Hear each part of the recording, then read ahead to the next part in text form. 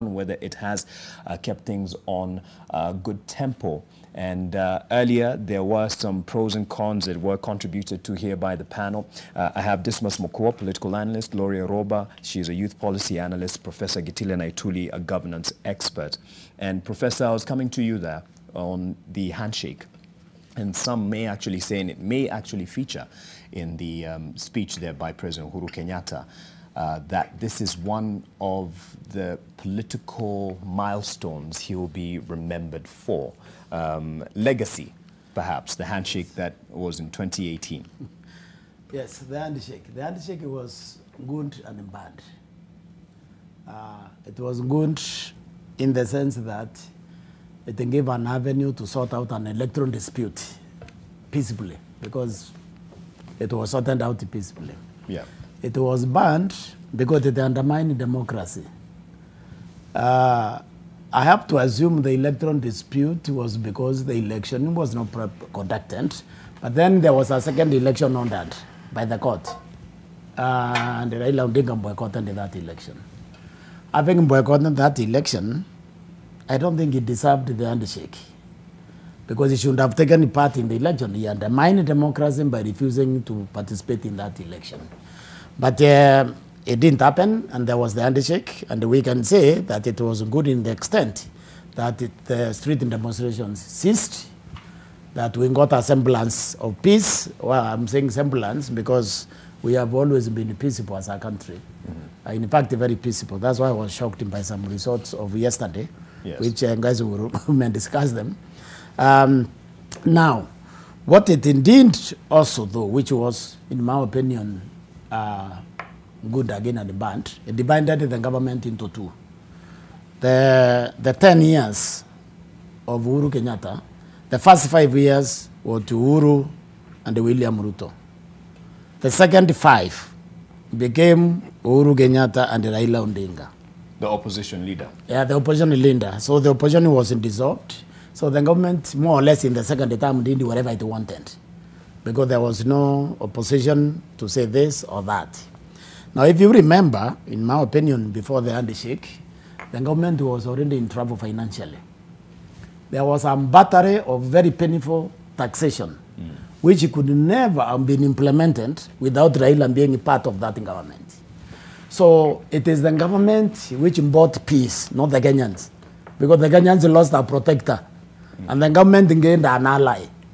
In other words, Uhuru Kenyatta gained an ally. So when you want to look at this without emotion, you go back to Uhuru's 10 years, and they see that this really has been a failed presidency.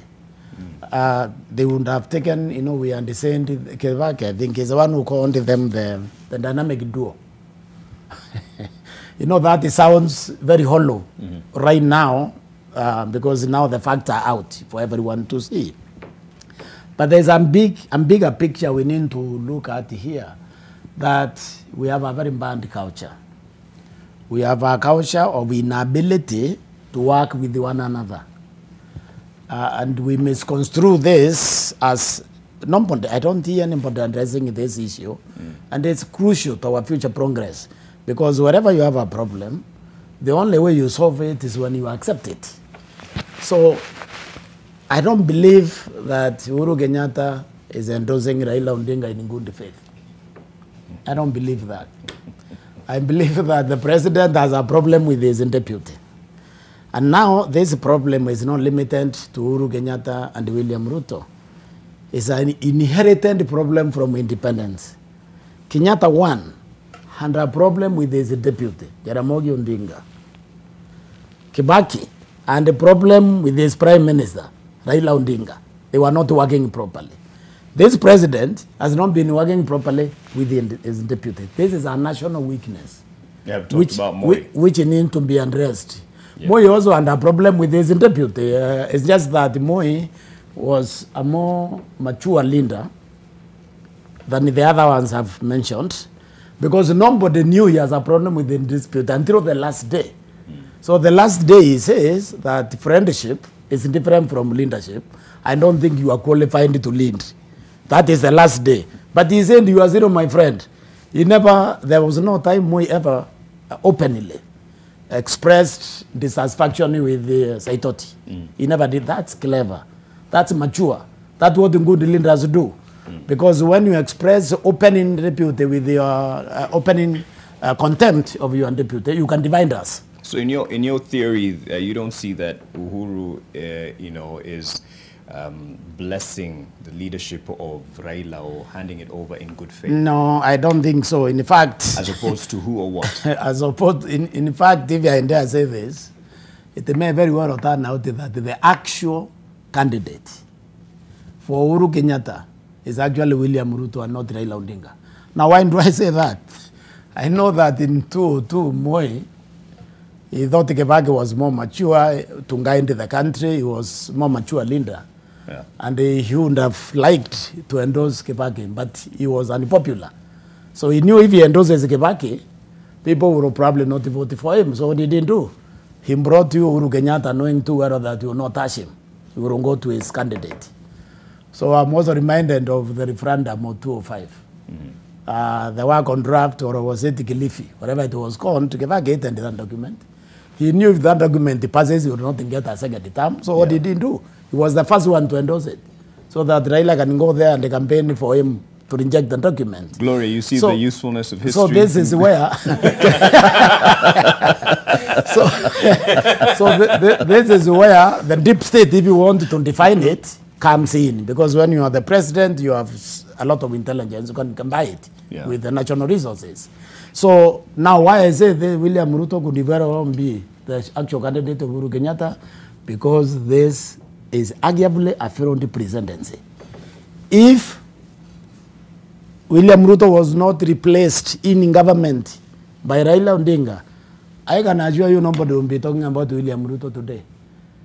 Right. So if he ever becomes president, he is one of the most lucky Kenyans to have removed the last 5 years of a government which was on its path to failure. Now, let me just say something about our national, day today, Madaraka Day. Right. The thing is, Kenya has a lot to celebrate today. We have kept peace for all these years, for 59 years. That's not, it's a serious achievement. We have also grown our democracy. Our democracy is the envy of the world, not just our neighbors, because we have the best constitution on this planet, the best, and we are implementing it, because we have not really even scratched the surface of implementing this constitution properly. So we have a lot as a people to celebrate. The regimes, they are transient. Right. They come and then go. But we need to entrust the values and Article 10, the values and Article 232, and then generally implement this constitution properly, including the rights given under Article 38, which is what my colleague here was enumerating. Okay? Because those were directly picked from Article 38. We do that, I think we will make a country that is good for our children and our grandchildren. But more important, we now need to start growing leaders.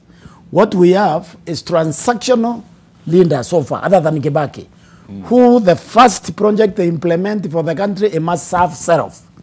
We need to get transformational leaders. Leaders who can change our lives. Leaders who will touch Kenyan life. Kibaki was a transformational leader, but he came too late. We need to get that, we need to get it right in this election.